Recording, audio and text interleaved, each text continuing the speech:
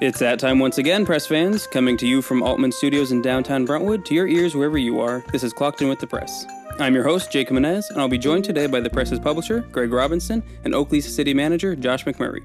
But before we get started, here's a quick word from this week's sponsor.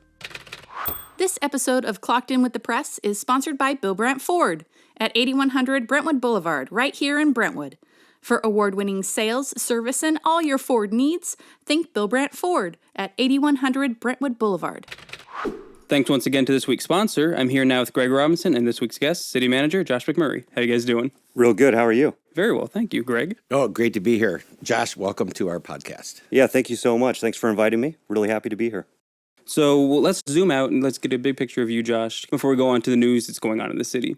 So first and foremost, how long have you been city manager for here in Oakley? I've been city manager for about a year. The first 6 months were the interim city manager position. And then in November of 2021, I was appointed as the full-time city manager. And now prior to that, you'd worked at the city in what capacity, just for listeners who are unaware? Yeah, correct. I've had a pretty lengthy career at the city of Oakley. So I started in 2008. So I've been there almost 14 years. And I started as an associate planner in the planning department and worked my way up through several roles. My last role before the interim city manager position was the community and economic development director. Was there a point during that transition where you decided you knew you wanted to aspire to the city manager role? It just sort of happened for you? I've always wanted to be in city management, and I've always wanted to be a city manager. I just didn't know at what point at time in my career that would happen. So when I was presented with the opportunity of being the interim city manager, I thought a lot about it and discussed it with my family and my wife and made sure that that was the right decision at that time.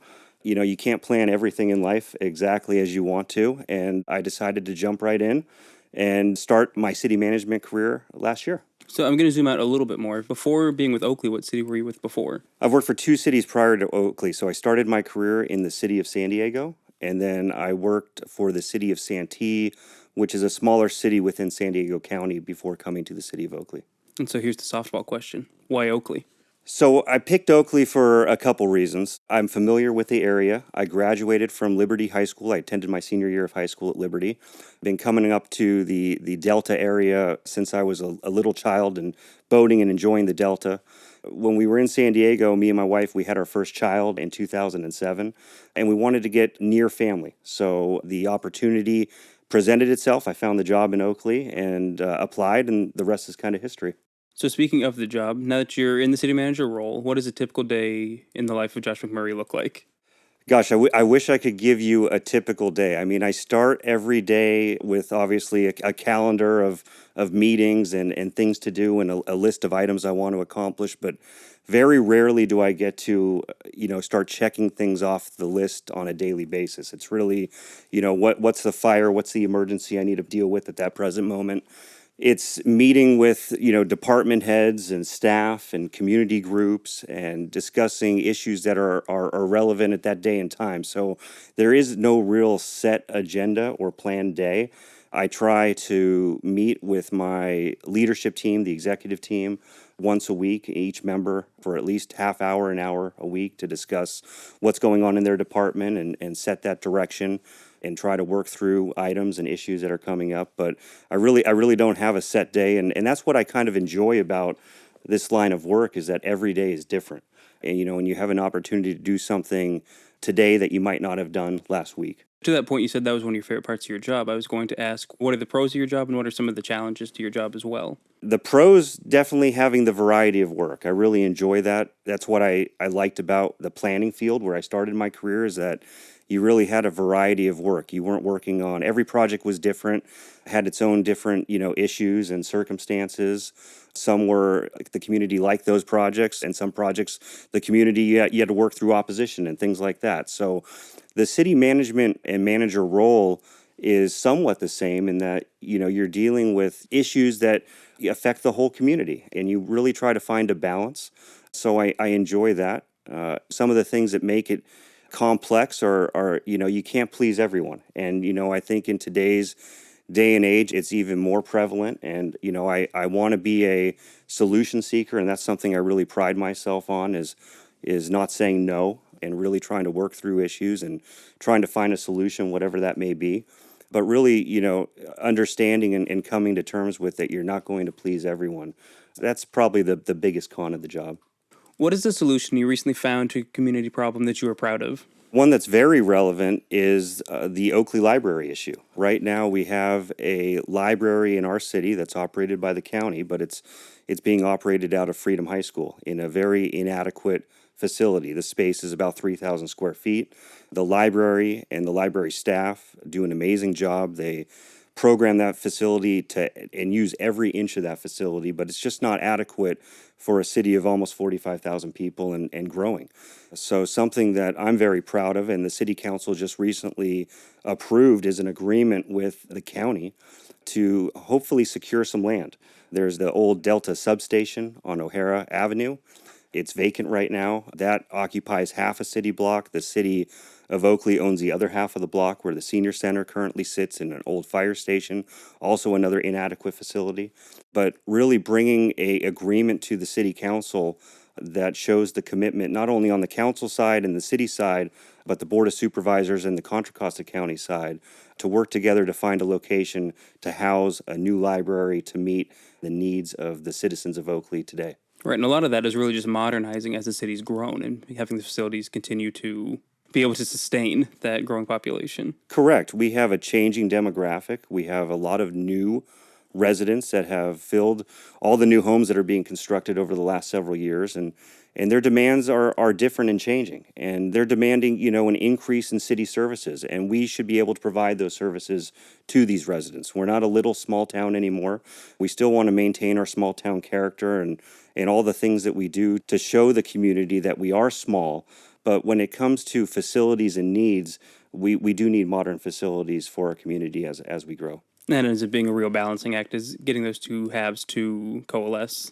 Correct. Again, it kind of goes back to finding that balance. A lot of people want a library for a lot of different reasons. The library also is an opportunity to provide new space for the community in terms of space that the city can program. There's a lot of concepts out there. We're just at the very early stages of it, but it's really, discussing with the county in terms of ancillary facilities and services that they can provide to Far East County that may not exist right now. So there's a lot of opportunity and a lot of optimism about that project, and that's one that I'm very proud of, that we're able to at least have the agreement that at least gives us the ability to now seek funding, and that's our next challenge is how do we fund this, and how do we do so in the next 3 years, which is really what we have to work with the county. I was going to ask that question, was what's the timing? But so the goal is the next 3 years to get the library open. The goal is the next 3 years to identify a funding source, and that would be for the capital outlay for the facility and also for the ongoing operational costs. So, Josh, actually, the library in Brentwood's been very successful, and it's interesting. A lot of times people will say, library, why do we need libraries? But talking to librarians in the community, we still need libraries, and we still need to teach our children how to read and how to look up things in a dictionary. And everybody thinks, we got these fancy computers and cell phones, but it's important that we keep our kids educated with books and not just smartphones. There needs to be a place in the community where students can use Wi-Fi and have internet. Also a place where there's, quiet study rooms and meeting rooms that they may need to use. So there's a variety of uses in the modern day library that we could take advantage of as a community that we just don't have right now. It's a great idea. I'm going to change gears a little bit here just because a big part of why I love having city managers on the podcast is it gives a chance to educate listeners sort of about local government. Could you explain the hierarchy of how Oakley's local government works? So the city manager is an employee of the council, but then there's the mayor as well. The city of Oakley operates under a council manager form of government. We have 5 elected city council members. They are the bosses of myself, the city manager, and the city attorney. The rest of the operations and the day-to-day functions of the city fall under myself. So the city manager is responsible for hiring the department heads or the executive team that lead the city, and also involved in the hiring process of most of the employees within our city at some level. So to summarize it in a way, the city council are sort of the idea people, and it's your job to implement those ideas into reality. Correct. We have the voters at large of the community, the residents of Oakley. They elect the council members, and they set the policy direction. And exactly, it's my job to implement that policy and also ensure that the overall and day-to-day operations of the city are operating at a level to meet that policy direction. And this one was actually a listener question that came in a little bit before we started, but they were curious what the difference is between the mayor and the city manager in terms of scope of job. The mayor is a rotating position on our city council. The mayor is one of the elected 5 city council members in our city, and there's a process outlined in our municipal code that goes over how that mayor position is and the vice mayor position are selected and then how they rotate. And then the difference would be the mayor is an elected person, whereas the city manager is appointed by the 5 city council members that are elected. The other half of this question is, we just recently had a redistricting in our cities, Brentwood, Oakley, all over the state of California. Oakley chose to have their 4 city council people be 5 districts. So is the mayor rotating one of those districts and be responsible for being the mayor at the same time? I'll answer the first part of the question about the districting. So the city just went through the districting process. Some cities are going through redistricting, which you have to do every 10 years. We didn't have districts established. So we were served essentially a demand letter that said the Hispanic community population in our city was underrepresented through the electoral process. So our city council decided to ultimately adopt an ordinance which established the districts in our city. And so we have 5 districts. The mayor and the vice mayor will not be an elected position. Essentially, the city council had that decision, and they chose to do 5 at-large districts. So the mayor and the vice mayor process for rotation will stay true as defined in our municipal code. And the election process will commence with the districts starting this year in 2022. We'll have districts 2 and 4 run for election this year. And then in 2024, districts 1, 3, and 5 will run. Question on that then. So the mayor has double duty then. He is going to be responsible for his specific district as a representative, and at the same time also being the mayor for the entire city and the other 4 districts as well. Is that a correct way to say that? That is a correct way to say it. Yes, the mayor will be responsible for the overall city council meetings, running those city council meetings, be the lead at the mayor's conference, at meetings that typically a mayor would be requested to attend, whereas the district elected will be elected to serve their districts as well. Right. What thought process informed the council that made them want to do the mayor as a rotational thing as opposed to an elected official? It's been in place like this since 2008, since I became an employee, and I can't really speak to the decision, although, my thought would be that they wanted to make it fair, and given the time and commitment it takes to be an elected, regardless if you're a mayor or not, there's a tremendous amount of time and energy that goes into that, so I could see merit, but I don't know the exact reason why we have a rotating mayor and vice mayor. So I think that's probably our cue to take a commercial break. We're going to take a short break and hear once more from our sponsor. When we come back, Josh, Greg, and I will chat about some recent news out of Oakley, including the search for Alexis Gabe, the recently released investigation of the former police chief, and what projects residents can expect on the horizon. Stick around. Today's episode is sponsored by our friends at Bill Brandt Ford at 8100 Brentwood Boulevard. Speaking personally, I've used the service center at Bill Brandt Ford several times, and I've always been impressed by their commitment to the customer. I used to have this real lemon of a Ford Fusion that I bought from a less reputable dealer, and Dave, the service advisor at Bill Brandt, moved mountains to keep that thing running. My younger sister bought a car from Bill Brandt a couple years ago, and their finance department worked with her budget, and now she drives a nicer car than me. But don't just take my word for it. Bill Brandt Ford is the recipient of the prestigious President's Award from the Ford Motor Company. Only 340 of the roughly 5,000 dealerships nationwide can say the same. Locally, the community has voted them Best of Brentwood for sales and service. Bill Brandt aims to give customers the best dealership experience possible. So what are you waiting for? Give them a call today at 925-634-3551 for all your sales and service needs, or visit BillBrandtFord.com. That's Bill, BRANDT, Ford.com. Thanks once again to our sponsor. I'm here still with Josh McMurray and Greg Robinson. We're going to start talking about some news out of Oakley. So, Josh, I think the big elephant in the room as far as things going on in Oakley right now is the Alexis Gabe case. So what is the latest development that you can share with us? Sure. This has been one of the the largest cases we've had to deal with, since the Oakley Police Department broke away from the county sheriff in 2016. And it's a case that has taken an enormous amount of resources, both our cities and other agencies, but it's an active investigation at this time. So although I'm respectful to the community that want answers, that deserve answers, to the Gabe family, I'm not really at liberty to say anything to jeopardize the investigation. I can tell you that our team is working tirelessly. They're working nonstop to try to solve this missing person case, and our goal is to bring Alexis Gabe back home safely to her family. So, Josh, we did have a public press conference last week. Just a quick summary for the people that may not have seen that. What came from that you can talk about? Yeah, the press conference was good because we were able to release a video, short footage of a person of interest that we're trying to identify.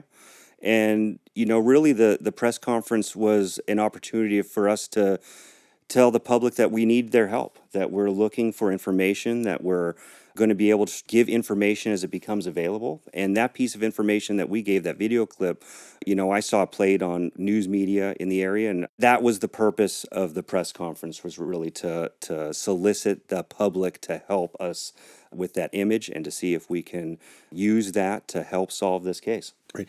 And there was a reward, too, mentioned at that press conference, correct? Did that come to fruition? And could you tell us a little bit about the reward and what it is? Correct. The city has offered up $10,000 reward money to help solve this case, and that money is available as information comes in. Our goal is to use that money to ensure that we can give that to anybody that has direct knowledge or information leading to a successful outcome in this case. Fantastic. Well, good luck to that. And I think one of the key takeaways to that unfortunate situation is the public has been great at mobilizing and helping with all these efforts. They really have. They've come out when they've been asked to. Public has been very willing to use their time and energy. And I know the Gabe family, as well as the city of Oakley, is very appreciative of those efforts. It speaks a lot to Oakley as a community in and of itself. You're talking about the small town values that really does fall in line with that. It really does. Moving on to another recent development within the city was last week, an investigation was published regarding the termination of the former police chief, Dean Capoletti. What was the city's rationale for publishing that? What we want to do, and what I'd like to say is, our effort, number one, is to ensure that we have a safe working environment for our employees and that our employees feel comfortable with the leadership that is in place in order to bring any issue like the one that was released last week to light. The city takes these allegations and these issues very seriously, and we ensured through an outside investigative firm that everything was investigated properly, and that ultimately it was my decision to terminate the police chief based on the fact that I really wanted to ensure that the public trust in the city of Oakley is maintained. And ultimately, it's my job to make sure that we have the right people in the city to do their jobs. Issues like the ones in that report are troubling, and I wanted to make sure that we acted appropriately and immediately, which was indicative of the situation. And although, no one wants to deal with anything like this, I mean, these are really hard issues. Ultimately, someone does, and that was really my focus. I want to just compliment you on that. Being involved with the city since before it's been a city, and just the different issues and the previous city manager, I don't know that would have happened. And I think that that's a feather in your cap to be able to have that transparency. And I think in today's government, that's so important that our city leaders are very transparent. And by you releasing that report, it was a very vivid, graphic report, redacted in some places where it needed to be.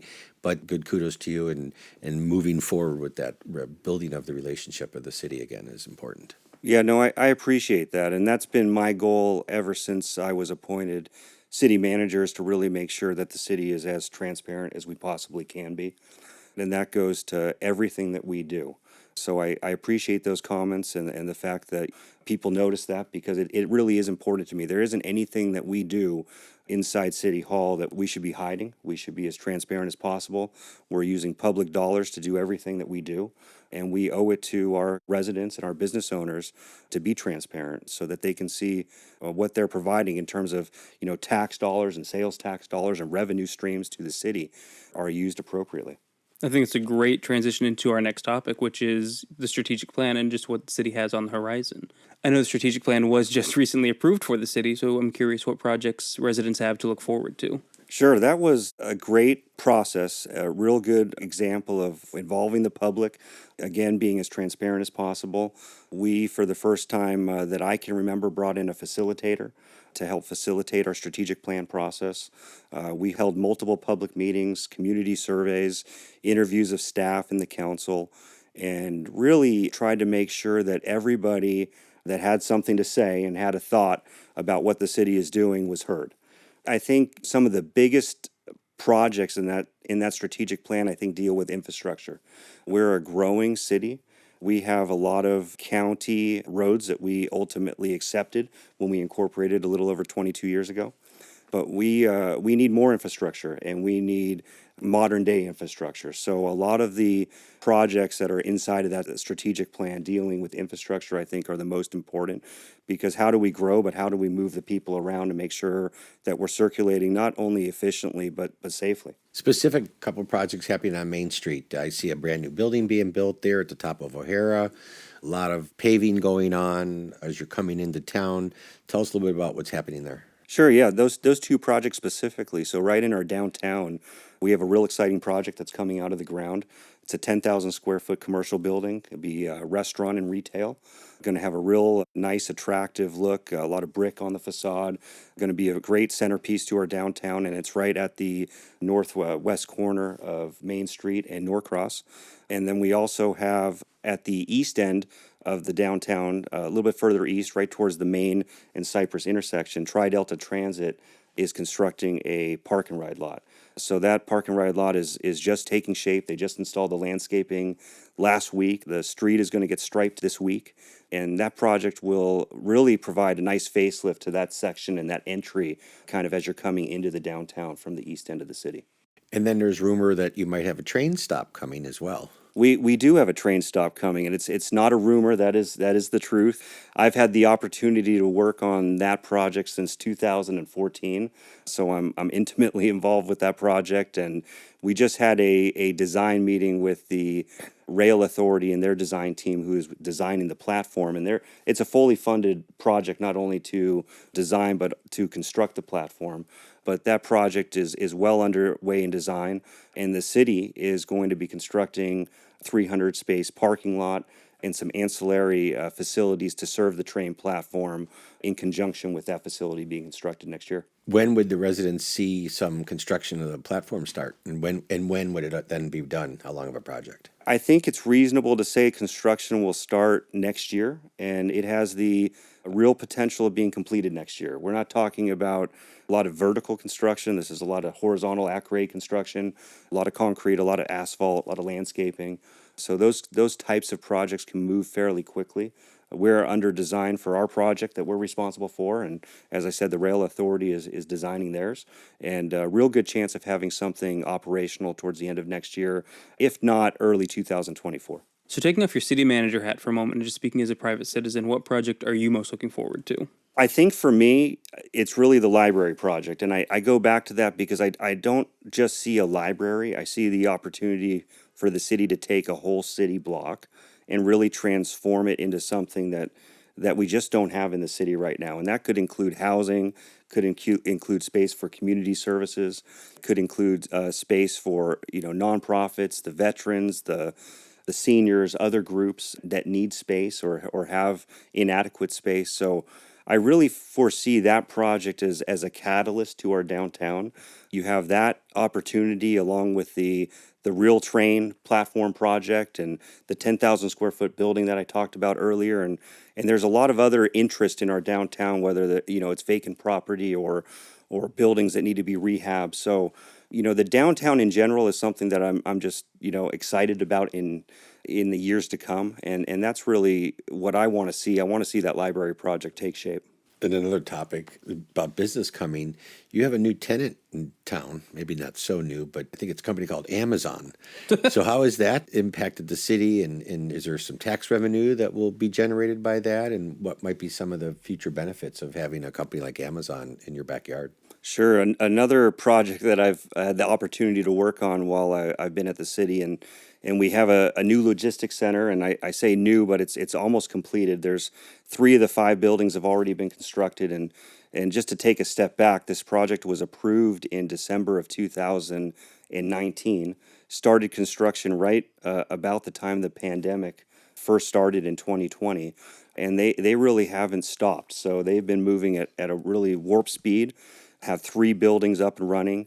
2 of those buildings are Amazon buildings right now, and a third Amazon building is under construction. So Amazon does love Oakley. They've been the logistics center and the North Point team who's developing the facility have been a great partner. And when we were first talking about the project, we did an economic study to look at the benefits of the project, not only in Oakley, but regionally. And there is opportunity for that logistics center to generate hundreds of millions of dollars of activity in the region, which is exciting. So we're starting to see some of the impacts of that facility in Oakley. You've seen some construction near that facility at Main and Bridgehead. We have more interest in vacant property in the very near vicinity of the logistics center. And the logistics center folks are still looking in Oakley for other properties and sites that could work for them. So, all in all, the logistics center, I think, has done everything and more that we thought it would be. And we're realizing the opportunity of that much quicker than we ever thought. We thought build out would be somewhere in the neighborhood of maybe 5 to 7 years. And here we are sitting in, almost year 3, and the facility will close to be finished by the end of this year, if not early next year. Fantastic. Putting that city manager hat back on once again, what's going to be the biggest challenge on the strategic plan?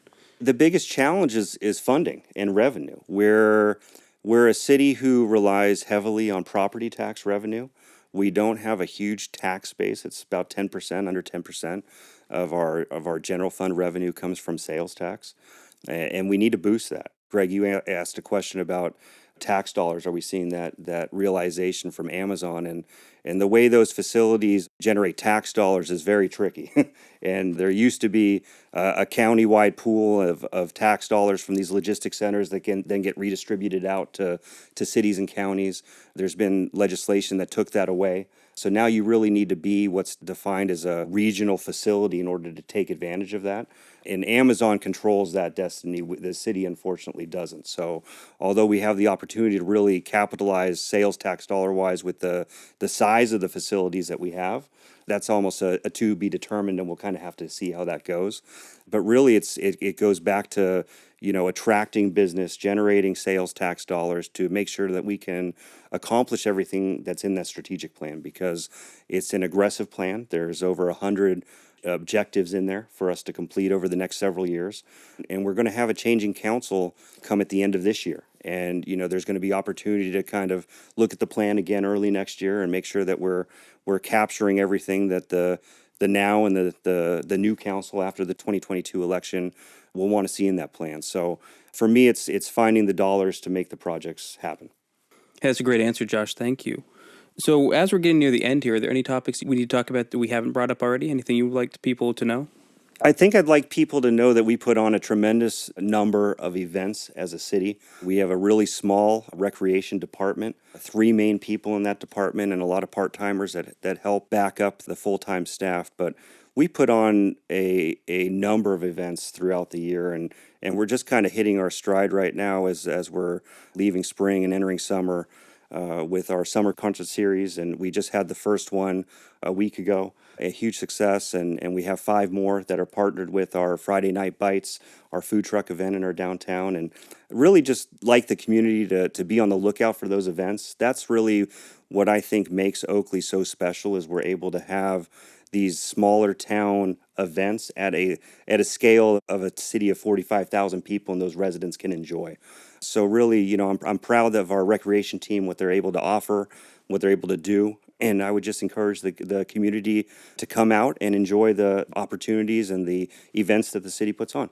I believe you were at that last concert in the park, weren't you, Greg? It was a fantastic concert. Got a little cold at the end, but other than that, it was a great concert. We can control everything but the weather. Bringing up this topic, it might be a little sore subject, but you talked about events. There were some rumors about changing some of the events and moving away from the Heritage Basin and moving an event downtown, but it also meant the elimination of fireworks. So is that a permanent thing, that the fireworks won't be there, or is the city still looking at possibly doing fireworks, or has that been put to the side? At this time, we've removed the fireworks from the event. So we're transitioning the event. It used to be called Cityhood, and we still want to pay, homage to the city incorporating and all the work and all the effort over the past 2 decades plus that went into Oakley really being what it is today. But, our focus on bringing events to the community is centered around safety. We want to make sure we're providing safe events to the community, family-friendly events. And we took a real hard look, and it's not something that we made a decision with lightly, but we really feel like we're going to be able to offer a better event called Summerfest in our downtown. And if anyone's been to the Heart of Oakley event, which is also in our downtown, and this is a different event at a much grander scale. So we're really excited for this event this year. This will be the first Summerfest, the inaugural Summerfest, and it'll happen on July 2nd of this year. So come out and enjoy all the festivities. It's going to start with a run, a lot of live music, and a lot of things in between. So we're very excited about it. And again, it's really driven by public safety and ensuring that we can make the event the safest possible for everyone that visits. Great. Lots of great stuff to look forward to. That's it for today's episode of Clocking In with the Press. I want to thank Greg Robinson and Josh McMurray for chatting with me this week. Guys, thanks so much for being here. You're welcome. Thanks for having us. Yes, thank you so much. And I want to thank you at home for listening once again. Some of the stories we discussed today, and plenty of other stories, can be found online at www.thepress.net. Subscribe there and follow our Twitter and Instagram at PressClockedIn. Contact us with your thoughts on this episode or any others by emailing podcasts@brentwoodpress.com. Last but not least, leave a review for our podcast on Apple Podcasts or Spotify, and we may shout it out on the air next time. Be sure to tune in this Friday for our weekly news and sports updates. Until then, I'm Jake. I'm Greg. I'm Josh. And we're clocking out.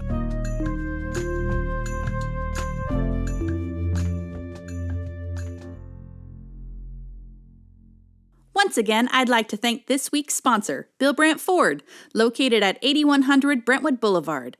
Whether you're looking to buy a new Ford, a used Ford, or get some work done on your Ford, you want Bill Brandt Ford. Give them a call today at 925-634-3551.